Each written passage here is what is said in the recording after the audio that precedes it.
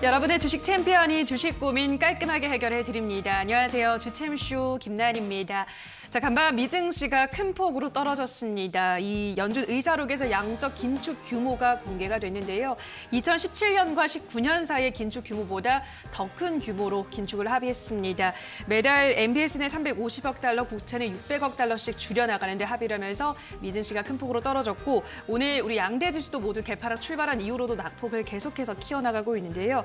양대 지수 모두 1% 넘게 주가 빠지고 있습니다. 그러면서 오늘 올라가는 종목을 다 합해도 300 종목이 채 되지가 않고요. 떨어지는 종목이 2,000 종목이 넘어가는 그런 시장입니다. 오늘도 좀 힘든 시장 이어지고 있는데요. 자, 오늘도 여러분들이 안고 있는 다양한 종목에 대한 고민 해결 도와드리도록 하겠습니다. 전화와 유튜브 댓글로 여러분의 고민 받도록 할 텐데요. 전화는 02-377-220-69번으로 연락 주시기 바라고요.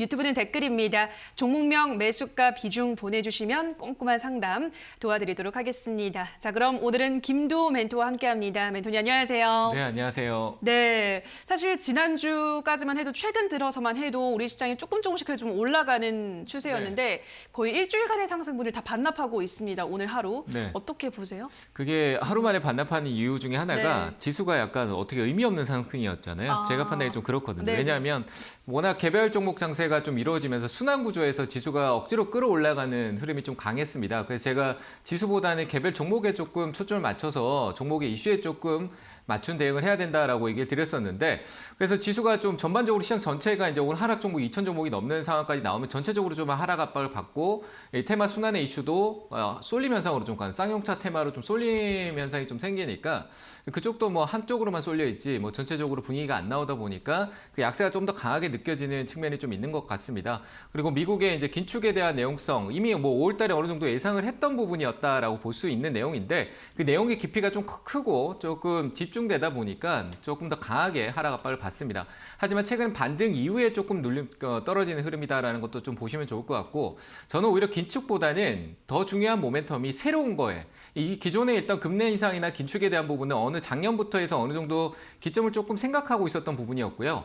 좀 새로운 거에 대한 부분이 필요하다. 뭐 올 상반기 때 초에는 1분기 때 1월달, 2월달에는 또 전쟁 리스크, 지정학적 리스크가 있었다라고 하면 지금은 또 중국일 것 같습니다. 그래서 이제 초점의 시선을 이 방향성 전환의 시점을 어느 쪽에 집중을 해야 되냐라고 생각하면은 긴축도 분명히 맞습니다. 내용은 나왔고요. 근데 거기에 이제 연관돼서 더 부각될 수 있는 부분이 중국인 것 같습니다. 상하이 봉쇄 조치가 다른 지역으로도 더 커질 수 있고, 그리고 이 장기화되는 측면에서 앞으로 흐름이 어떻게 될지에 대한 초점이 더 중요할 거라고 생각이 되고요. 그래서 거시경제적인 전반적인 이 시장의 큰 틀을 이제 중국 쪽에 약간 쏠림을 두고 흐름을 좀 체크하는 게 맞다라고 생각이 됩니다. 중국 상하이 봉쇄가 어느 정도 가고 확진자가 어떻게 되는지 그 지표들을 확인하고 흐름을 확인하는 게 오히려 이 시장의 흐름을 확인하는데 좀 더 중요한 관점이 될 거라고 생각을 하고요. 금리 인상이나 긴축은 당연한 흐름의 상에 있습니다. 인플레이션이 워낙 거침없이 가고 있고, 그런 부분에 있어서 우려가 되는 게 경기 침체인데, 그 경기 침체를 불러오는 거는 결국 소비 심리입니다. 그러니까 소비에 대한 위축, 이런 부분들이 물가를 잡지 못하고 소비는 또 위축되고, 물가를 잡으려고 했던 어떤 부분들이 물가가 크게 잡히지 않으면서 소비가 위축됐을 때 그 오는 파급력이 굉장히 커질 거라고 생각을 하고요. 그런 부분에 대해서 예의주시를 해야 되는 부분이 있다. 하지만 그런 와중에도 개별 순환 장세는 계속 이루어질 거라고 봅니다. 최근에 올랐던 종목은 눌림목이 될 것이고요. 테마 순환에 대한 부분도 있을 거고, 주도주에 대한 부분들 약간 하반기를 봐야 되겠지만 2분기는 조금 조정 국면에 대한 부분들을 좀 생각하면서 대형주의 흐름을 봐야 되고요. 대형주 지금 사놓는다고 해서 올라간다라는 기대보다는 모아가는 전략이 필요하다라고 저는 생각을 합니다. 그래서 모으는 것도 짧은 기간에 뭐 비중을 팍팍 늘려가는 게 아니라 적립식으로 2분기 정도를 조금 담아가면 하반기 때 반등의 여지가 좀 있지 않을까라고 생각이 되고요. 올 하반기가 아니어도 내년에 대한 사이클에 대한 반등성은 좀 있습니다. 왜냐하면 작년 7월 달부터 우리가 델타 변이를 통해서 하락했던 흐름에 그 기간적인 조정 부분도 제한적으로, 시장은 계속 한 방향을 갈 수가 없습니다. 중간에 반등의 여지가 있는 거고요. 그 반등이 내가 사는 구간부터 해서 내려갔던데 절반만 와도 계속 사고 가고 있다라고 하면 수익이 될 수 있는 게 역시 분할 매수입니다. 분할 매수의 관점을 항상 생각을 하시고요. 시장이 약간 위축될 때는 비중을 적게 출발하는 게 맞다라고 생각되고, 저는 개별 순환대에서 반등의 여지가 또 있다라고 보여지는데, 대형주보다는 역시 순환 구조에 맞는 이슈에 초점을 좀 맞추고 맞추고 그 이슈가 강하게 드는 쏠림 현상이 있으면 돈을 따라다니면 되는 겁니다. 그 돈이 움직이는 흐름을 보고 과거에 한 올 초나 중반쯤에 흐름이 있었던 게 지금은 조금 많이 조정 국면에 있었을 겁니다. 순환이라는 거는 눌림목이 있고 재차, 2차 상승에 대한 부분들이 있으니까요. 눌림목 공략에 대한 부분들을 조금 고려하는 게 맞다. 이슈, 소멸성이 아닌 재료들 를 좀 분석해서 보는 쪽이 좋을 것 같고요. 역시 대형주는 조금 시간이 필요하다. 그래서 급하게 가기보다는 천천히 가자라는 의미를 드리고 싶고 내려올 때는 좀 지켜보다가요. 조금 이 시장에 대한 제가 중국에 대한 분위기를 얘기 드렸죠. 그런 분위기가 조금 완화될 때 조금씩 진입하는 전략을 짜시면 좋을 것 같습니다. 네, 대형주는 좀 모아가는 전략을 말씀을 드렸고요. 지금은 긴축보다는 상하이 봉쇄가 시장에 가장 큰 영향을 미치기 때문에 이 점을 좀 체크를 잘 하셔야 될 것 같습니다. 특히 현지 공장이 있는 기업들은 좀 예의주시를 하셔야 될 것 같고요. 대형주는 일단은 모아가는 전략을 말씀하셨고 일단 또 단기적으로는 돈이 흐르는 흐름을 따라가야 된다. 이슈가 있는 종목들도 꼭 체크가 필요할 것 같습니다. 저희 주침쇼와 함께 하시면서 돈이 어디로 흘러가는지 그 방향도 탐색을 해보시기 바라고요. 자, 그럼 지금부터는 시청자분들이 갖고 계신 종목들 하나하나 또 들어보도록 하겠습니다. 첫 번째 시청자님 바로 연결해 보도록 할게요. 시청자님 연결돼 있습니다. 안녕하세요. 예, 안녕하세요. 네, 반갑습니다. 어떤 네. 종목 도와드릴까요? 예, 코스메카 코리아고요. 네. 매수가는 16,900원이고요. 비중은 12%입니다. 네, 매수가는 16,900원에 비중은 12%. 네. 예, 알겠습니다. 코스메카 코리아 또 이게 화장품이잖아요, 멘토님. 이것도 뭐 중국이랑 연관이 좀 있죠? 네, 뭐 예. 있겠죠, 당연히. 예. 뭐 과거부터 해서 중국 전통적인 테마였기 때문에 맞아요. 그래서 저는 뭐 한 번의 반등의 여지는 더 있다라고 봐요. 그 지금 자리에서는 뭐 매도 관점보다는 조금 더 기다려보는 쪽으로 의견을 드려볼게요. 네, 안녕하세요. 예, 안녕하세요. 멘토님 네. 팬입니다. 아, 감사합니다. 네. 일단은, 제가 네. 예, 한 1년 정도 됐거든요. 처음에는 네. 조금 높았는데 네. 멘토님 말씀대로 저도 항상 분할 매수, 네, 분할 네, 네. 매도를 제가 소신을 하고 있는데 네. 그래도 많이 떨어진 것 같아서 한 2%만 더 실었었거든요. 네네. 예, 12,000원대에. 네. 그리고는 계속 지켜보고 있는데 네. 지금 조금만 더 제가 현찰 비중이 좀 있어서 네. 한 5%나 10%를 조금 분할 매수를 해서 단가를 좀 낮춰볼까. 그래서 멘토님한테 의견을 한번 여쭤보고 하고 싶어서 전화드렸습니다. 저는 나쁘지 않아요. 코스메카 코리아 같은 경우 실적도 많이 돌아왔고요. 그리고 화장품주 제가 뭐 대형 쪽보다는 대형공 LG 생활건강이나 아모레퍼시픽은 지금 흐름 자체가 대형주 쪽으로 갈 수가 없어요. 워낙 좋지 않기 때문에. 그래서 중소형주가 최근에 이 우리가 방역 조치나 이런 게 해제되고 마스크도 약간 조금 완화하는 흐름이 갔을 때 중소형 이 화장품주가 좀 올라갈 수 있다라는 여지를 한번 얘기를 드린 적이 있었는데 네. 그런 부분들을 봤었을 때 역시 반등의 효과는 또 있을 거예요. 왜냐하면 네. 중국도 지금 상하이가 봉쇄잖아요. 그죠? 제가 방금 얘기했던 걸 잘 생각해 보면 중국이 네. 상하이 봉쇄 조치에 들어갔다는 거는 안 좋은 영향으로 지금 가고 있어요. 그죠? 근데 이게 네. 또 완화됐을 때 시장에 또 역효과로 다시 또 돌아오잖아요. 원래대로. 그럼 회복이라는 게 또 생기는 거 호재가 되는 거예요. 악재가 네. 호재로 바뀌는 흐름이 있는데 그래서 제가 상하이 증시에 상하이에 대한 어떤 이 봉쇄 조치를 조금 잘 살펴보라는 게 역시 중국 관련된 섹터에 대한 부분들을 살펴보면은 내려오는 거를 역시 조금 담으면은 효과가 있을 거 아니에요. 그죠? 근데 이제 네. 전략을 좀 잘 짜야 돼요. 분할 매수를 하는 것도 맞는데 제가 네. 매도 전략도 좀 얘기를 드려보면은 내가 네. 밑에서 더 샀잖아요. 그죠? 그 10%였는데 2% 더 올려서 12%가 됐어요. 그 단가도 16,000원대로 내려왔어요. 16,900원대로. 그죠? 네. 그럼 최근에 또 이렇게 쭉 올라와줘요. 그러면은 비중을 계속 내가 쌓아서 계속 늘려갈 수는 없잖아요. 12,000원에 샀는데 지금 좀 내려왔다고 여기서 조금 약간 오른 데서 사는 게 되잖아요. 그죠? 네. 맞잖아요. 그러니까 12,000원에 네. 늘렸는데 지금 사면은 조금 높게 사는 게 되잖아요. 그렇죠? 그쵸. 그러니까 네. 2%를 올라와 주면은 실적으로 16,000 최근에 올랐던 16,600원이나 500원 정도 한 2, 3% 정도는 싸게 팔아도 돼요. 다만 내가 원래 있던 게 단가를 낮춰지고 비중을 확보할 수 있잖아요. 그럼 떨어졌을 때 비중을 더 늘리지 않고 또 살 수 있잖아요. 그죠? 네. 네, 돈을 막 더 끌어서 안 쓰고 있는 데서 할 수 네. 있다는 그런 전략도 한번 공부해 보세요. 좋을 것 같아요. 그렇게 네. 보여지고 일단 더 사는 거는 시간적으로 급하게 할 거 없이 한 14,000원 14,100원? 요 정도 쪽 아래쪽에서 저는 조금씩 역시 분할 매수 한번 그 늘린다고 해서 확 늘릴 게 아니라 나눠서 계속 늘려가면 돼요. 1%씩이든 뭐든 조금씩 늘려도 단가가 네. 바뀌는 걸 보면서 가면 되거든요. 그래서 저는 14,100원짜리 정도 밑으로 내려온다라면 그때 역시 가격대로 볼 수 있다라고 생각되고요. 목표가는 저는 한 17,000원, 17,500원 정도까지 가는데 역시 내가 추가로 늘린 비중은 그 내가 이걸로 이것까지 그 수익을 내겠다는 건 욕심으로 생각하시고 그런 부분들은 본전 나왔을 때 내가 추가로 늘린 건 빼고 10% 네. 단가가 떨어지니까 내가 가지고 있던 비중이 이익에 대한 부분들이 커지겠죠, 그죠? 아, 예, 그러니까 그런 맞습니다. 부분에서 목표가만 재고 10%만 17,500원 정도까지 의견을 드려볼게요. 아시겠죠? 네. 예, 멘토님 정말 감사합니다. 네, 감사합니다. 네, 다음 전화 받아보도록 할게요. 시청자님 연결돼 있습니다. 안녕하세요. 네, 안녕하세요. 네, 반갑습니다. 어떤 종목 네. 고민이세요? 캐시텍이요. 예, KC텍 매수가랑 비중은요? 28,400원에 30%. 28,400원에 30%. 네네. 알겠습니다. 지금 뭐 계속해서 좀 추세가 안 좋은 상황인데 이거 뭐 실적도 잘 나오고 있고 반도체주들이 또 요즘 분위기가 그렇게 좋지가 않잖아요, 네. 멘토님. 어떤 전략을 세워볼까요? 그건 뭐 업황에 대한 부분이 예. 그 업황이라기보다 그냥 분위기인 것 같아요. 그렇죠. 그러니까 미국도 지금 중국 때문에 어떻게 보면 반도체에 대한 부분들을 상당히 어려움을 겪고 네. 있거든요. 근데 그 중심에 우리 반도체라고 하면 우리나라가 있잖아요. 그렇죠. 그죠? 제가 생각했을 때는 분위기만 지금 시장 자체가 안 좋다라고 하지만 분명히 좋은 효과가 다시 나타날 거라고 봅니다. 그래서 저는 일단은 이 종목은 홀딩 의견 드리고요. 들고 계세요. 안녕하세요. 네, 안녕하세요, 멘토님. 네, 반갑습니다. 네. 일단은 팔지 마시고 비중도 크잖아요. 그죠? 손실폭도 크고 네, 기업을 네. 조금 믿고 가셨으면 좋겠고요. 뭐 실적에 대해서는 꾸준해요. 실적의 어떤 변화가 막 크게 좋았다가 나빴다라기보다는 꾸준하게 우상향하는 그 약간 우량 기업 중에 하나예요. 네네. 네, 그래서 우량하기 때문에 지금 가격적으로도 작년하고 우리가 삼성전자하고 막 대형주가 막 폭등했을 때 같이 반도체가 잠깐 흐름이 좋았거든요. 2020년 말하고 2021년도 때, 초 때. 네네. 근데 그런 흐름이 있고 난 뒤에 지금 그 전으로 돌아왔잖아요. 그만큼 많이 네네. 빠져줬어요. 더 네. 내려가면 더 기회고요. 제가 봤을 땐 기회다고 생각하고 반등도 있을 것 같아요. 지금 최고가 대비해서 낙폭도 워낙 많이 빠졌고 최근에 네. 저는 올해 있었던 이 저점도 쉽게 안 무너질 것 같거든요. 아무리 시장에서 네. 강하게 압박을 줘도요. 왜냐하면 반등을 네. 조금 줘놨기 때문에 네. 삼성전자가 정말 급락한다라면은 내려갈 수 있겠죠. 근데 그걸 무서워하지 말고 오히려 사야 되는 쪽으로 생각을 해야 될 것 같아요. 아, 기다리면 또 네. 올라오고요. 그러니까 네. 지금은 조금 유지하고 계시고요. 왜 지금 사지 말라라고 얘기 드리면 올라오면은 그 올 상반기 때 좀 올라와주면 차분하게 올라와서 하반기 때 거기서 더 올라갈 수 있는 부분이 또 만들어질 수도 있어요. 그리고 다음 이제 인수위 단계에 있지만 이제 정권이 바로 취임식하고 그 다음에 오늘 또 얘기가 나왔잖아요. 윤석열 차기 대통령이 무슨 얘기를 하냐면 반도체를 대해서 세계 인류로 뭐 만들겠다 뭐 이런 얘기를 하는 것도 반도체에 대해 집중적인 지원을 하겠다라는 거예요.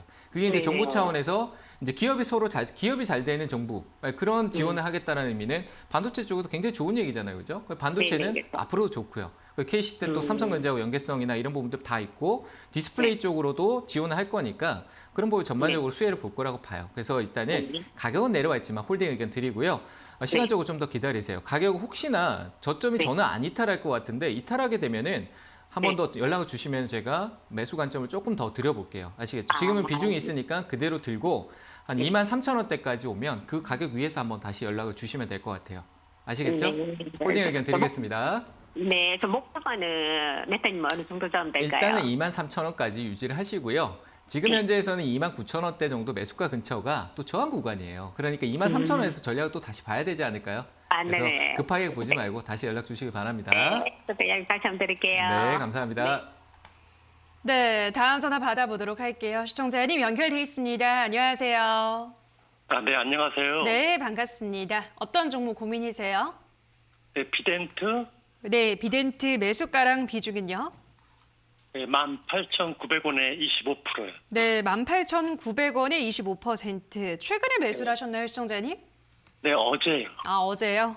네, 네. 알겠습니다. 비덴트 뭐 이제 비트코인 효과로 굉장히 이제 주가 많이 올랐던 종목이잖아요, 멘토님. 많이 조정을 받기도 했는데 지금 이제 어제 들어가셨으니까 네. 타이밍 어때요? 괜찮아요? 타이밍이 정말 이거는 뭐 맞출 수 있는 타이밍이 지금 타이밍이 네. 안 좋았다고밖에 볼 수가 없는 거죠. 어제 그래요? 코인도 네. 당연히 긴축을 하면 유동성이 사라지니까 네. 코인 시장도 당연히 빠질 거 아니에요. 그래서 같이 내려온 건데 이건 코인 시세에 좀 반응을 많이 하거든요. 안녕하세요. 반갑습니다. 네, 안녕하세요. 네, 뭐 비덴트 같은 경우 빗썸 그 코인 쪽이잖아요, 그죠? 우리 가상화폐 네. 쪽, 암호화폐 쪽인데 관련성을 본다라면은 코인 시장에 따라서 변동성이 커요. 근데 지금 코인이 진짜 산더미처럼 좀 엄청나게 올랐다가 지금 쭉 내려와서 좀 기적 반등성이 좀 반등이 조금 있었던 거잖아요, 그죠? 그 흐름하고 네. 이 차트가 거의 저는 비슷하다고 봐요. 근데 뭐 코인에 상장되어 있는 이 코인들의 가치는 많이 올라서 비덴트의 뭐 실적이나 재무적인 부분들 굉장히 탄탄하고 좋죠, 그죠? 그리고 앞으로 암호화폐에 대한 부분들이 뭐 대기업들까지 다 참여를 하면서 좋은 흐름으로 갈 거라는 미래성은 있어요. 근데 분명한 거는 제가 판단했을 때 이거는 단기 관점이거든요. 단기 시세를 네. 공략을 했을 거 아니에요. 그죠? 네. 그런 관점에서는 분명한 거는 이런 오르고 상승, 지금 화면 보고 계세요? 네. 상승 이후에 기술적 반등 구간성으로 볼 수 있어요. 여기서 강하게 어떤 돌파성이 있었던 상한가 돌파를 보고 그 구간에 횡보하고 이미 올랐었던 상황이거든요. 이런 구간은 다시 꺾고 올라갈 수도 있지만 아래로 쏠리면서 쭉 흘러내릴 수도 있어요. 그리고 또 반등을 주고 왔다 갔다 하는 행보권으로 계속 움직일 수가 있거든요. 그래서 이런 거는 내가 단기 공략일 때는 손절 잡아야 돼요. 근데 어제 잡고 갭 떨어지니까 이미 확 떨어져 버리니까 손절이 안 나가는 거잖아요. 그렇죠? 네. 네. 네, 그런 부분에서는 비중을 줄이셔야 돼요. 줄이시고 뭐 지금은 시장성인데 코인 시장이 더 조금 더 꺾이게 되면 더 깊게 내려갈 수도 있는 부분이고 이거는 저는 아무리 실적이 좋고 이런 재무적인 흐름이 좋아도요. 실적이 좋다는 게 앞에 반영됐다라고 하면 그만이에요. 그죠? 우리가 선반영 그러잖아요. 그죠? 올 작년 연말에 선반영됐다 그러면 끝나는 거잖아요. 그러니까 실적 가지고 무조건 올라가지가 않는 거예요. 그래서 눌림은 있겠지만 역시 한번 반등해서 어제 샀는 가격대로 올라올 수 있으니까요. 올라오면은 저는 이런 단기성 대응에서는 비중을 크게 갈 것도 아니고 그리고 현재 시장 분위기에서도 비중을 크게 들어가는 게 아니라 앞서 제가 시장 설명이 되어 있지만 분할 매수로 조금 적게 모아가는 게 더 좋아요. 그러니까 이런 종목 모아가는데 좀 안 맞지만 그래도 한 3번 정도 나눠서 하고 난 뒤에 비중을 줄이거나 손절할 계획을 세우는 게 맞는 것 같아요. 그래서 저는 일단은 반등할 때 반등 한번 줄 거예요. 분명히. 그래서 반등 줄 때 꼭 매도하시길 바랍니다.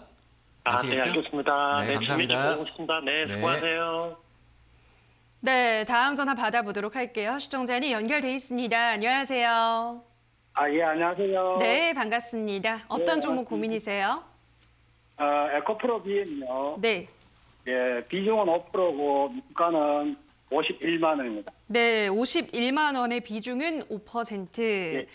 알겠습니다. 일단은 조금 더 많이 올라가야 되는데 우리 시청자님 매수가까지는 요즘 뭐 흐름은 좋습니다. 유상증자, 무상증자 결정하고 주가는 잘 올라가고 있는데 우리 시청자님의 매수가까지 그 이상까지도 가능할까요? 어떻게 보시나요? 정말 어려운 질문인데 네. 네, 일단은 저도 기업 2차 전지는요.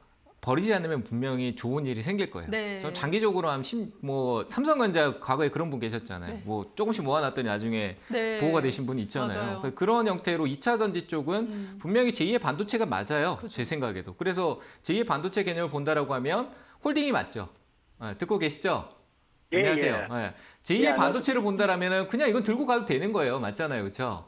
예, 그런데 근데 우리는 어때요? 시세 차익에 대한 부분은 그런 욕망이라고 해야 될까요? 뭐라고 해야 됩니까? 시세 차익에 대한 우리가 막 그 갈증이라고 해야 되나 그런 것들을 빨리 풀고 싶어 하잖아요. 그렇죠? 이익을 빨리 내고 싶고 막 그렇잖아요. 그죠? 5% 비중을 하고 봤었을 때도 내가 장기로 들고 가기보다는 좋다라고 하니까 수익을 빨리 내고 싶었을 거예요. 위에서 더 좋기도 하고 이러니까. 그렇잖아요. 그죠? 그래서 이게 장기 전략이었다라면 뭐 에코프롬이 안 좋은 얘기가 있었지만 다 올라오는 게 이 기업이 뭐 실적으로 내부적인 문제가 있다라고 해서 망할 기업도 아니고요. 오스템 임플란트도 저도 그렇게 생각을 하는데 망할 수준은 아니에요. 실적으로. 문제가 컸던 건 맞지만 어쨌든 뭐 다시 반등 주고 있는 거는 기업에 대한 어떻게 새로운 국면을 좀 만들기 위한 부분도 있고 2차 전지는 길게 봤을 때 괜찮아요. 모아가겠다로 마음 먹으면 5%를 나눠서 적립식으로 가는 부분도 좋은데 일단은 주가라는 거는 크게 상승이 오르면요.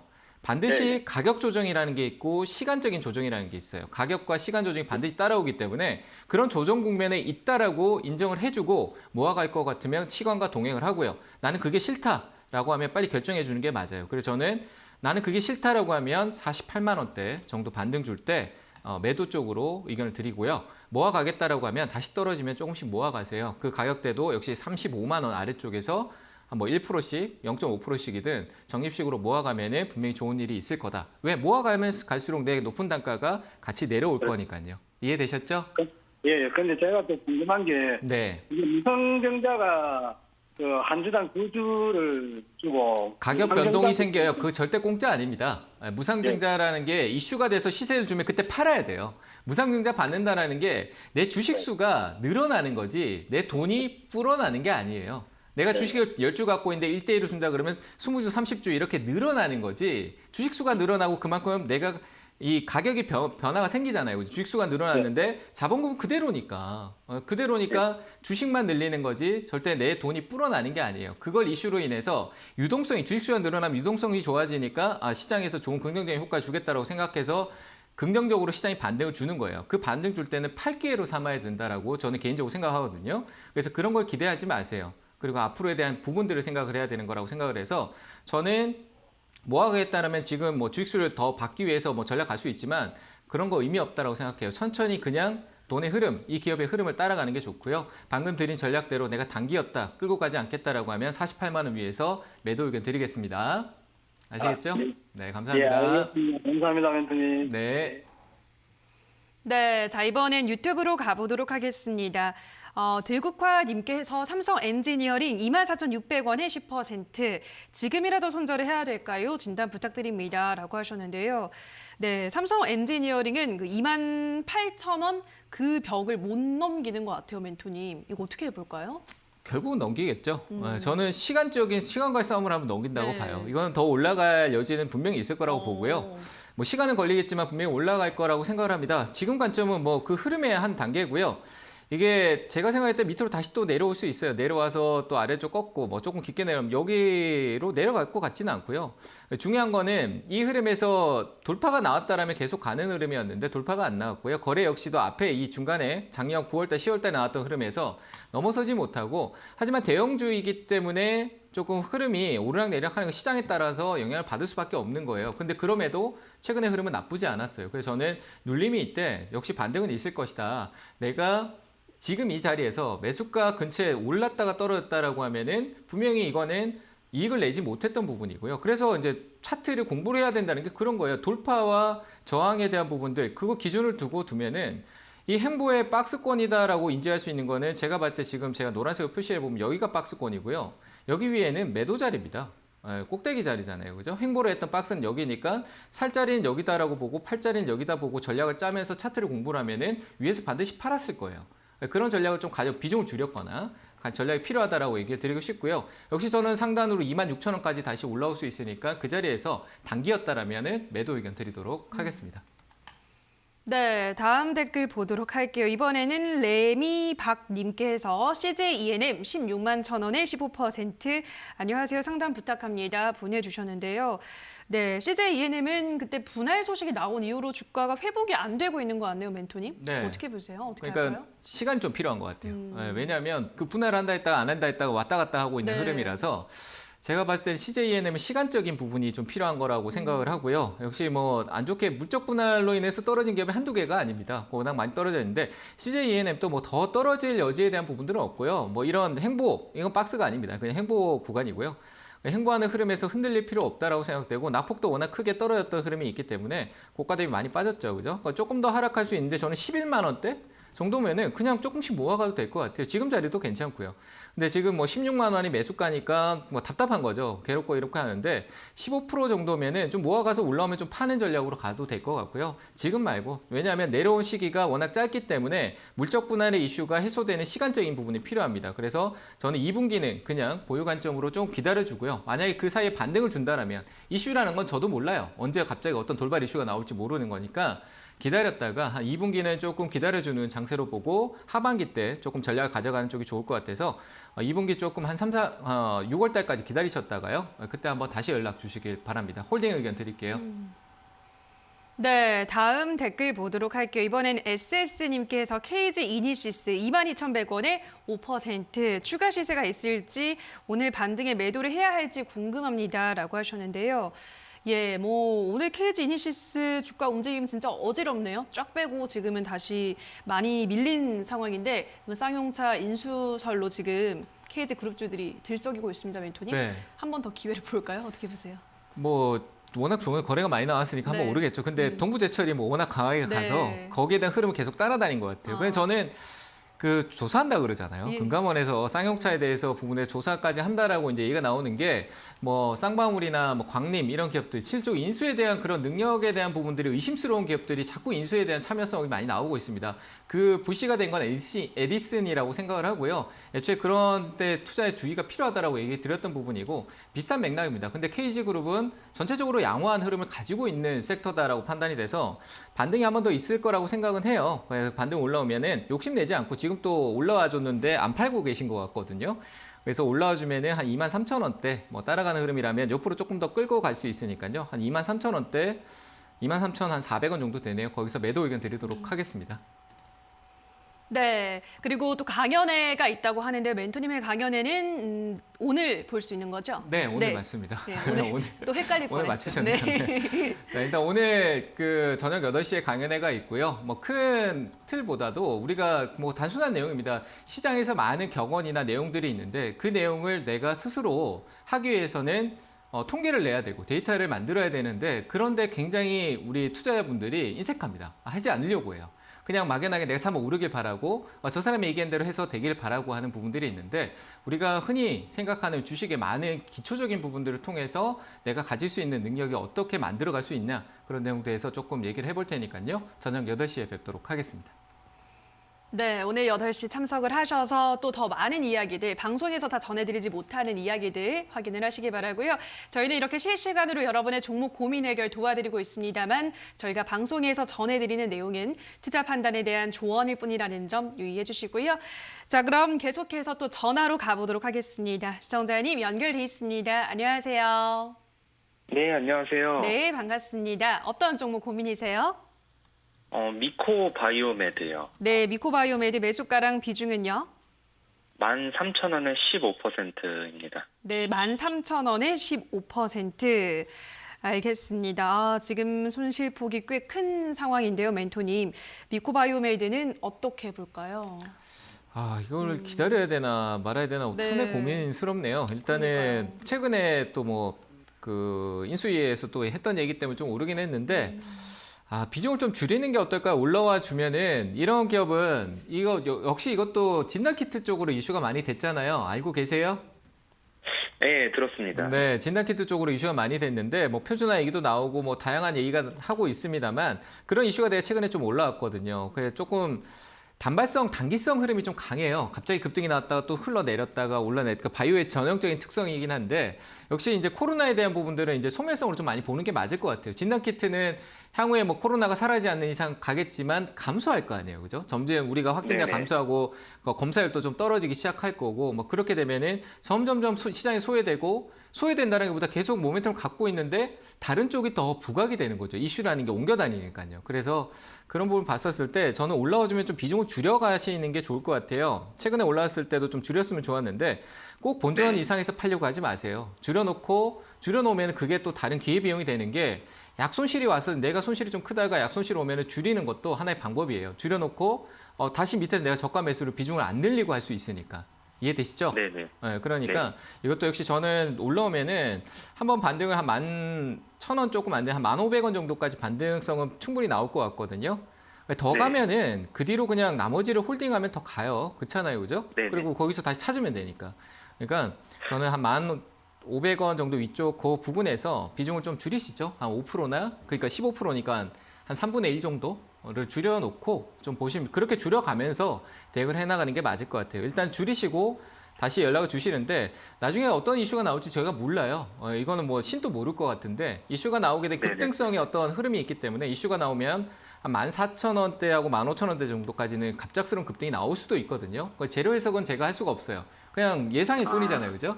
그래서 그런 급등성 네네. 흐름이 나오면은 그때 꼭 매도하시고요. 이해되셨나요?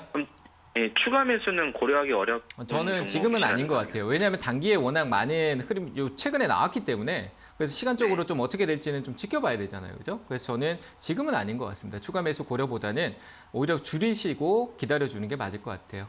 제 의견대로 참고하셔가지고 잘 대응하시기 바랍니다. 네, 감사합니다. 네. 네, 다음 전화 받아보도록 할게요. 시청자님 연결돼 있습니다. 안녕하세요. 네, 안녕하세요. 네, 반갑습니다. 어떤 종목 고민이세요? 네, 기아요. 네, 기아 매수가랑 비중은요? 76,700원에 20%. 네, 76,700원에 20%.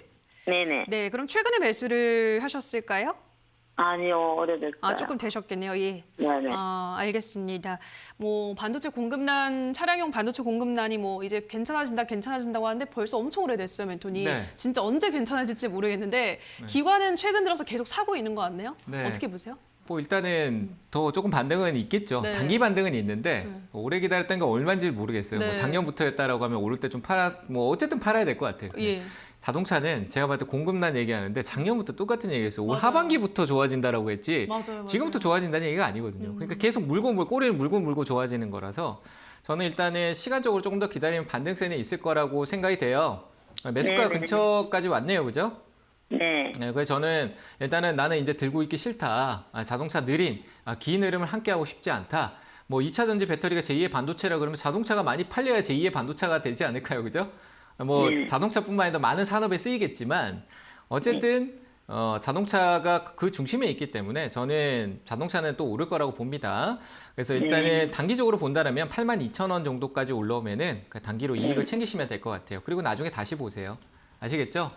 지쳐 계신 것 같아서 더 뭐 보세요 이런 얘기 안 드리고 이익을 한번 챙기세요. 82,000원에 매도 의견 드릴게요. 아시겠죠? 그럼 요때 전량 매도하고 또 다시 기다리면 그렇죠. 나중에 천천히 조금씩 사면은 기다리는 아픔이 아니라 모아가는 즐거움이 있어요. 조금씩 사세요. 아시겠죠? 네, 감사합니다. 네. 네, 다음 전화 받아보도록 할게요. 시청자님 연결돼 있습니다. 안녕하세요. 네, 안녕하세요. 네, 반갑습니다. 어떤 종목 도와드릴까요? 삼성전자요. 예, 삼성전자 매수가랑 비중은요? 69,900원에 30%요. 네, 69,900원에 30%요. 네네. 네, 알겠습니다. 그러면 우리 시청자님 최근에 들어가셨나 봐요. 네, 얼마 안 됐어요. 그런데 자꾸 떨어져가지고. 네, 알겠습니다. 사실 뭐 이 정도면 떨어진 것도 아니죠, 멘토니. 네. 굉장히 아직까지는 양호한 편이신데 이제 국민 상담 시간이 됐습니다, 삼성전자. 네. 실적도 늘 좋은데 또 항상 또 실적 발표일에 얘는 주가 떨어지더라고요. 네. 그냥 어떻게 해야 될까요? 모아가는 것밖에 답이 없겠죠. 그렇죠. 예. 뭐 실적으로 그런데 지금 비중이 좀 있어갖고 더 사라고 얘기를 못 드리겠고 네. 지금 사라는 것도 아니에요. 제가 예. 가격을 찝어드릴게요. 그냥. 삼성전자니까 네. 가능하잖아요. 64,000원 떨어지면은 그때부터 보고 계신 분도 아니 삼성전자 떨어지면 기회 아닙니까? 무조건 오를 건데 저는 그렇게 생각하고 투자를 하거든요. 그래서 삼성전자는 두려워할 게 아니라 가격이 싸지면 지금 이쪽에서 고점의 패턴을 두 번 꺾어서 내려오고 있어요. 어떻게 보면 여기서 한번 꺾고 여기서 또 꺾고 있는 건데 이게 갑자기 쭉 빠져갖고 64,000원까지 안 좋아요 안 좋아요 떨어지면 1분기 실적은 좋았는데 갈수록 감소한다. 그러니까 실적이 안 좋아지고 감소하고 있을 때 좀 사놔라. 나중에 우리 좋아질 거니까 이런 메시지 아닐까라고 생각을 하고 접근해야 돼요. 그래야지 내가 투자를 실행에 옮길 수 있다고 생각을 하거든요. 듣고 계세요?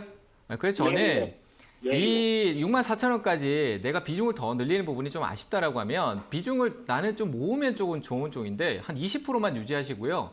나머지 10%는 64,000원대 떨어지면 다시 사면은 내 단가 효율도 좋잖아요. 그죠? 이해되세요? 예. 그래서 예. 만약에 매수가까지 요 반등을 좀 삼성전자 지금 무너진다고 해서 계속 떨어진다라고 보지 마시고 내려오면 64,000원에 조금 더 담으면 되니까 걱정하지 마시고 그대로 홀딩하시고 저는 목표가는 삼성전자 72,000원 얘기를 정말 많이 했어요. 정말 많이 하는 편인데 72,000원보다 내가 가격이 낮으니까 목표치를 굳이 저 높게 가져가지 말고 72,000원에서 또 팔아주고 하는 전략으로 가시면은 괜찮을 것 같아요. 일단 저는 삼성전자 만약에 시장의 압박으로 인해서 하락을 한다. 64,000원은 사도 되는 자리로 판단이 되거든요. 그것만 잘 기억하셔가지고 대응하시면 될 것 같아요. 이해되셨나요? 목표가가 72,000원뿐이 안 올라가요? 아니요, 저는 더 갈 수 있다고 보는데 제 기준이 그래요. 뭐 누구는 8만 원, 10만 원, 100만 원 얘기도 할 수 있겠죠. 근데 저는 아니 72,000원 올랐다가 다시 내려갈 수 있으면 또 밑에서 사서 또 72,000원 팔고 그렇게 모아가도 내가 10년 기다려서 한 번에 버는 거랑 똑같다고 생각해요. 내가 계속 수익 내고 쌓이니까.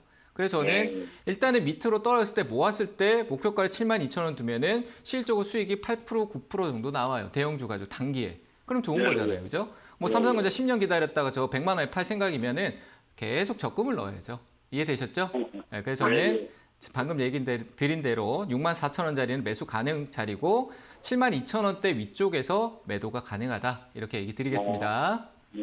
네, 감사합니다. 감사합니다. 네. 네, 다음 전화 받아보도록 할게요. 시청자님 연결돼 있습니다. 안녕하세요. 예, 여보세요? 네, 반갑습니다. 어떤 네, 종목 안녕하세요. 도와드릴까요? 예, MK전자 16,900원에 20%요. 네, 16,900원에 20%. 최근에 매수하셨어요? 네. 예, 알겠습니다. MK전자도 뭐 좋은 기업이잖아요, 멘토님. 이 본딩 와이어에서 글로벌 1위 기업이고 올 한해 또 매출 1조 클럽 기대된다 이런 이야기도 나오던데 네. 이거 어떻게 보세요? 괜찮아요. 근데 뭐 2차 전지 쪽에 뭐 사업을 얘기하고 있던데 네. 근데 또 뭐 비용이나 뭐 이런 것도 또 고려가 좀 되는 부분이 있고 역시 뭐 숄더볼이나 패키징 쪽 관련된 부분은 좋을 수밖에 없어요. 그게 워낙 또 작년에 좋았기 때문에 최근에 사긴 했는데 20%를 사놓고 또 더 사진 못하겠고 떨어지니까 고민되고 뭐 단기에 막 고민이 많죠? 아닌가요? 네. 아니 근데 이거 네. 많이 내려왔기 때문에 샀는데 네. 더 떨어지나요 앞으로? 아니요. 주가라는 게 우리는 그냥 떨어져서 제자리에서 그냥 그대로 올라가주길 바라는데 주가라는 게 뭐 이슈도 있고 시간이 있고 가격도 있고 뭐 회사가 뭘 하고 있는지 그 내용이 어떻게 나올지 실적은 어떻게 될지 이런 게 다 포함돼서 주가가 움직이잖아요. 그렇죠? 지난번에 보니까 네. 실적도 좋고 모멘텀이 그렇죠. 좋더라고요. 다 좋아요. 네. 다 좋은데 가격도 내려왔어요. 근데 가격이라는 게 좋다라는 게 있는데 이슈가 되면서 이렇게 오르락내리락 하는 거잖아요. 멈춰 있지 않잖아요. 그죠? 지금 이것도 밑에 내려와 있는데 조금 오르고 내리고 할 수 있는데 내 시야가요. 내가 보고 있는 지금 어머님이 보고 계시는 이 시야가 요 짧은 구간을 계속 보고 있는 거예요. 크게 보지 않고. 그렇잖아요. 그죠? 그러니까 여기서 왔다 갔다 가는 게 내가 자꾸 신경이 쓰이는 거야. 맞죠? 그죠? 짧은데 자꾸 신경 쓰고 있는 거예요. 크게 볼 것 같으면 내가 애초에 크게를 마음을 좀 크게 두고 밑으로 좀 내려가는 거 조금 더 사서 나중에 크게 보겠다라고 생각을 해야 되는데 내 시야가 좁으니까 조금 떨어지니까 자꾸 신경이 쓰이는 거예요. 이해되셨죠? 좋아요. 좋으면 같이 동행을 하면 돼요. 더 싸지면은 모으고. 이해되셨어요? 앞으로는 조금 더 내려갈 수도 있는 거죠? 내려갈 수도 있는데 그건 시장 때문일 거고 기업 때문이 아니라 시장 때문일 거라고 보는 거고요. 위쪽으로 한 19,000원 목표가 잡고요. 가져가셨다가 잘 매도하시면 될 것 같아요. 네, 감사합니다. 네, 감사합니다.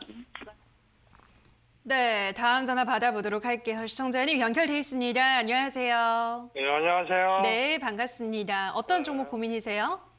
코스모 신소재를 예.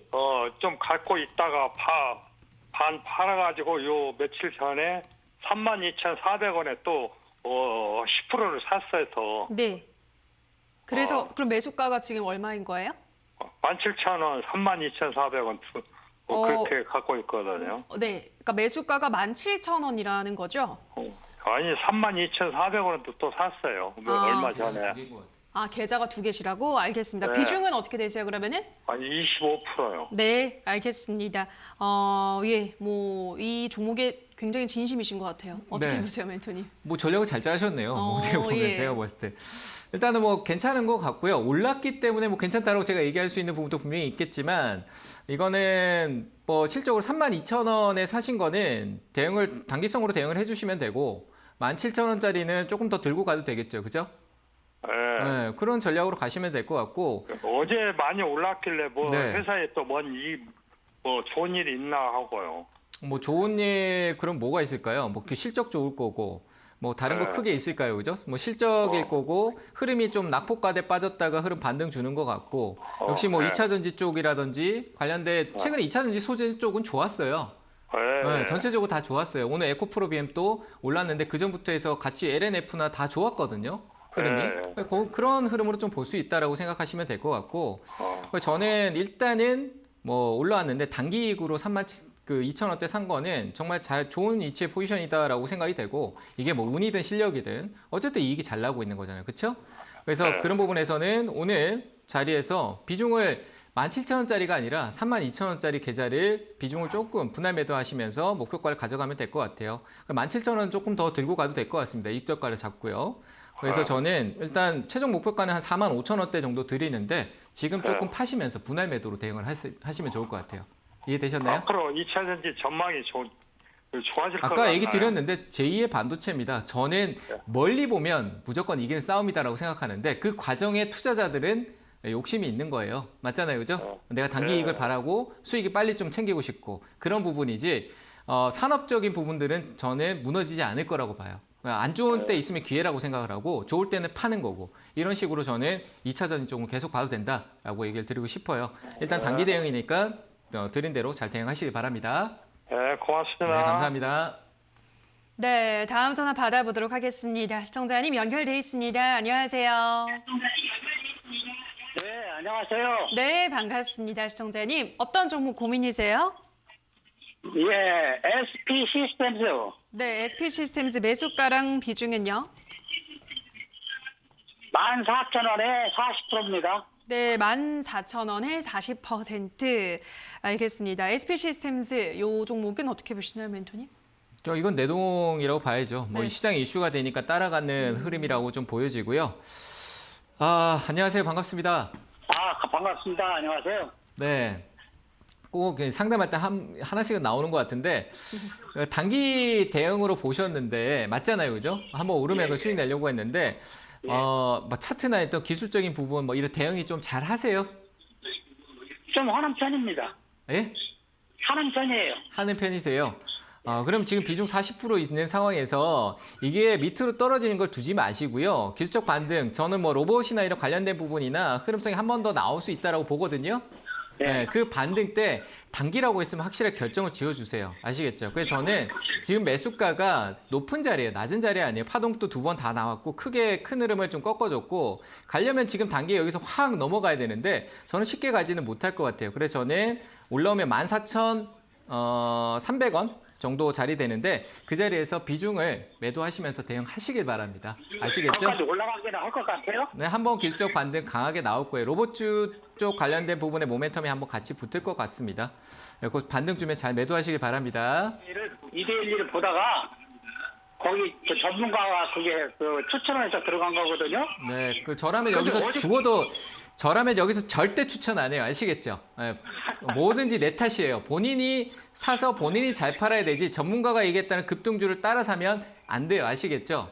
잘 판단하고 내가 살 수 있는 기준을 세우고 해야죠. 이 가격대는 전 절대 안 사요. 재료가 있으면 전 산다면 10,000원대 사지 여기서 안 사요. 아시겠죠? 잘 대응하세요. 감사합니다. 네. 네, 이번에 유튜브로 가보도록 할게요. 황태현님께서 신한지주 47,600원에 5%, 주식 전혀 모를 때 사서 그냥 방치 중인데 이거 전략을 어떻게 짜면 될까요? 라고 하셨는데요. 네, 오랜 기간 보유를 하셨네요. 이건 어떻게 해볼까요? 금융주 행보하다가 조금 오르겠죠. 네. 뭐 지금 이런 분위기라면 금융주에 대한 분위기 안전하지만 좀 느림보잖아요. 그리고 뭐 안전해서 사는 거지. 그렇죠. 제가 봤을 때 뭐 시세 이익을 내기 위해서 사는 관점은 아닌 것 같아요. 어떻게 보면은 내가 투자하고 있는데 한 일시적으로 대피하는 공간으로 좀 생각할 수 있는 투자처인데 저는 그런 부분에서는 좋다라고 생각하지만 뭐 실제로 개인 투자자분들이 그런 트렌드를 매매하지 않으니까요. 솔직하게 그런 흐름이니까요. 시세를 굉장히 바라고 있을 거예요. 그래서 저는 일단 뭐 배당 부분에 대한 부분이 많이 있었다라고 하면 뭐 그게 몇 년 동안 하셨는지 모르겠지만 배당 이익에 대한 부분들이 이미 어느 정도 잡혀 있을 겁니다. 그런 이익에 만족을 하고 결정을 지어줄 필요가 있다라고 생각해요. 만족한다라면 당연히 매수가 부분에 왔었을 때 결정을 짓고 나는 배당 받으면서 계속 보유해야 되겠다 생각하면 끌고 가도 될 것 같습니다. 5% 정도를. 그렇게 해서 올해까지도 챙겨가고 결국은 저는 매수가에서 팔 것 같아요. 그래서 47,000원까지 홀딩 의견 드려보고요. 이게 지금 배당이 한 2번, 3번까지 나왔잖아요. 그죠? 그래서 저는 매수가 부근 정도 올라오면은 거기서 내가 해왔던 적금을 마무리 짓는다는 생각으로 매도 의견 드리도록 하겠습니다. 네, 다음 댓글입니다. 이번엔 행복맘님께서 NC소프트 95만 1,000원에 10%, 추매해서 단가 낮추고 싶은데 언제쯤이 좋을까요? 상담 부탁드립니다. 라고 하셨는데요. 지금 어때요, NC소프트 추매?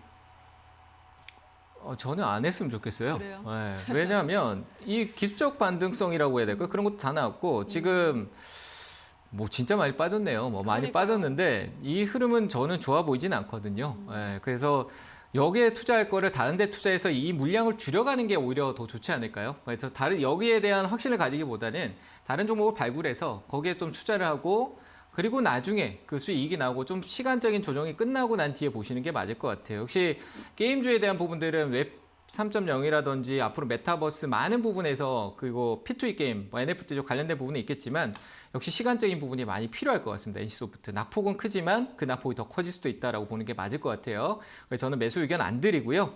조금 더 시간적인 텀을 두자라고 얘기 드리면서 홀딩 의견 드리되 나중에 하반기까지 그러니까 오늘 2분기는 그냥 기다려보는 게 좋을 것 같습니다. 추가 매수는 저는 더 쌓아야 할 것 같아요. 한 30만 원대 와야 돼요. 무서워하지 말고 이 자리에 살 생각하세요. 그러면 될 것 같습니다. 지금은 사지 않는 쪽으로 의견을 드리도록 하겠습니다. 네, 다음 댓글입니다. 이번에는 서정임님께서 캠시스 2,535원에 5%, 오래 갖고 있었는데 오늘 갑자기 오르네요. 언제쯤 매도 가능할까요? 라고 하셨는데요. 지금 정리를 할까요? 더 가져가 볼까요? 2,500원 부근에 오면 좀 파는 게 맞지 않을까 싶은데 근데 이거는 제가 봤을 때 최근에 이슈가 이게 될 만한 내용이 딱히 없고 실적도 좋지 않고 그리고 이 아무 기업의 오너가 그 주식을 조금 밑에 비싸게 어떻게 들고 있는 것도 아니고 싸게 들고 있는 거거든요. 1,000원대 부근이기 때문에 나한테 좋은 게 아닙니다. 제가 생각하기엔 좋은 흥매는 아닌 것 같고 팔더라도 한 2,300원까지 오늘 수급성을 봤을 때 한번 반등 줄 수 있으니까요. 거기서 꼭 매도하셨으면 좋겠습니다. 끌고 가는 것보다는 반등 시 한 2,300원 자리 정도 매도 의견 드리도록 하겠습니다. 네, 자 여기까지 오늘도 많은 분들의 상담 도와드렸습니다. 오늘도 한 분 한 분 꼼꼼한 상담 도와주신 멘토님과 먼저 인사를 나누도록 할게요. 멘토님 고맙습니다. 네, 감사합니다.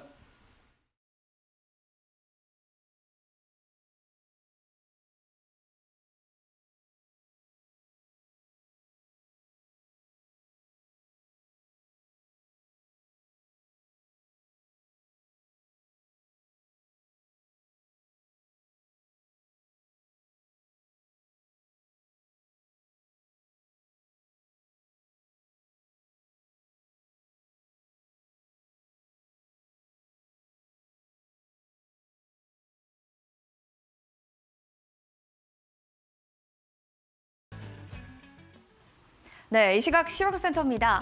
간밤 미증시의 흐름을 그대로 이어받아 우리 시장도 체력이 전반적으로 약한 상태입니다. 개별적인 종목 장세 그리고 이슈 있는 쪽으로의 수급 쏠림이 확실하게 나타나는 장세인데요. 특징주를 통해서 시장의 흐름 하나씩 파악해 보겠습니다. 첫 번째 특징주 살펴보겠습니다. 자, 쌍용차 인수에 대한 소식이 계속해서 나타나는 가운데 그 인수 소식으로 인한 관련주들의 순환매가 이어지고 있는데요. 어제 종가 때쯤 또 KG그룹주가 인수에 참전하겠다라는 이야기가 밝히게 되면서 시간 외에서도 KG그룹주들의 급등세는 연출이 됐습니다. 오늘도 역시나 관련해서 흐름이 굉장히 좋게 나타나고 있는데요. 살펴보겠습니다. KG 동부제철 우선주는 벌써 상한가에 안착이 되어 있고요. 동부제철도 26%대 그리고 KG케미칼도 14%대로 관련주들이 모두 다 두 자릿수대로 급등 양상을 이어갑니다. 다만 차익 실현 매물이 빠르게 나타나는 만큼 이 점에 대해서는 좀 주의가 필요할 것 같습니다. 두 번째 특징주도 점검해 보도록 하겠습니다. 살펴보시면 하락장에서도 선방하는 섹터는 있기 마련. 그 주인공은 바로 음식료 섹터가 될 것 같은데요. 경기 재개에 대한 기대감 속에서 수요가 증가될 거다. 해외 시장의 매출액도 더욱더 늘어날 거다라는 전망이 나오게 되면서 오늘 음식료 섹터들이 좋은 흐름을 나타냅니다. 특히나 증권가에서는 농심과 삼양식품, 이제 북미 시장에서 매출액이 늘어날 거다라는 이야기들이 나타나고 있는데요. 북미 중심으로 해외 고성장세 가 전망된다라는 이야기 나오고 있고요. 삼양식품도 지금 수출라면 매출액이 전년 대비로 52%대까지 증가를 하고 있다라고 합니다. 관련해서 훈풍이 이어지게 되면서 농심은 2%대 그리고 삼양식품도 10만 3천 원 선에서 등락을 이어가고 있고요. CJ도 이제 밀키트로 날아오르는 걸까요? 오늘 같은 경우 3%대 강세 움직임 나타내고 있습니다. 오늘 시장의 특징들을 살펴봤는데요. 양시장은 계속해서 시장 하락 중에 있습니다. 특히나 외국인과 기관의 쌍끌이 매도로 장 초반보다 하락폭이 깊어진다는 점 확인해 주시기 바랍니다. 이 시각 시황센터였습니다. 네, 주챔쇼 오늘 저희가 준비한 순서는 여기까지입니다. 저희는 내일 이 시간에 또 돌아와서 여러분이 안고 있는 다양한 종목에 대한 고민 해결 도와드리도록 하겠습니다. 남은 오후장도 성투 이어가시기 바라고요. 오늘 방송 끝까지 함께해 주신 여러분 고맙습니다.